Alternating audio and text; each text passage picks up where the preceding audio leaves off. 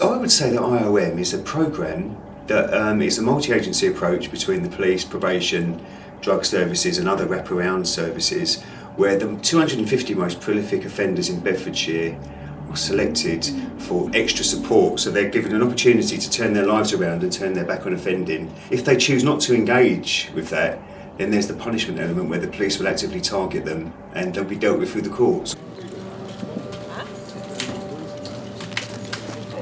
IOM stands for Integrated Offender Management, and so we provide a wraparound approach to managing offenders in the community. So we have lots of different agencies all under the same roof working together. So for instance, you'll have a drug worker, a police officer, a probation officer, someone from education, training and employment.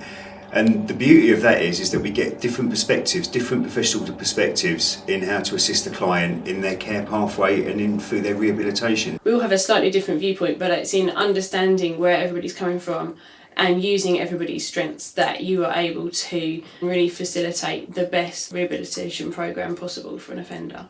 I think just the greater the input just means that for that offender there's a higher chance that they have the support that they need, but also that somebody's going to be able to think out of the box and come up with maybe something that somebody else hadn't thought about. It's a much more joined up and focused and well thought out way of working.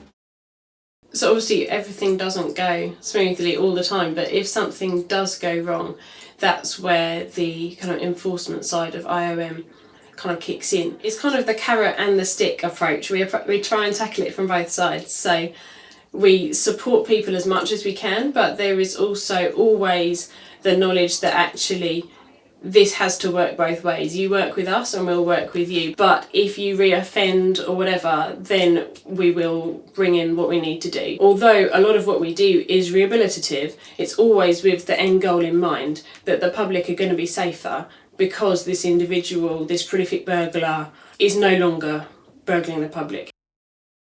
Well, they all need reminding that on the programme they can be drug tested at any point. I did say that to him, because I said if you're not using, you shouldn't be worried about when you have a drug test. Well, we have that meeting on a weekly basis, and we call it our RAG meeting, and RAG stands for Red, Amber, Green.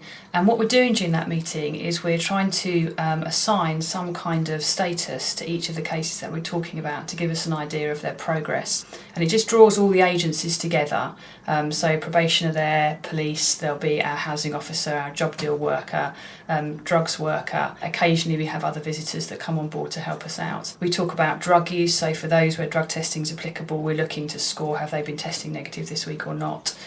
We talk about intelligence, have we got any information on them which suggests they're offending, and arrests. And then depending on the colour they score, we give them an overall, are they red, amber or green. So green, obviously we're saying this person's in a good place, right through to red, which probably means they're wanted.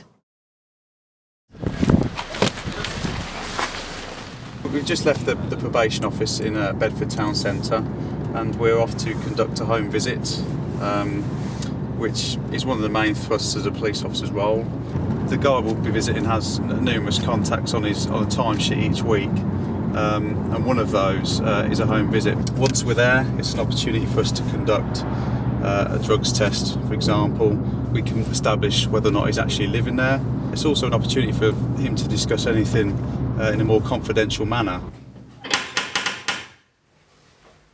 Within each team we have police officers who are assigned to every offender as well.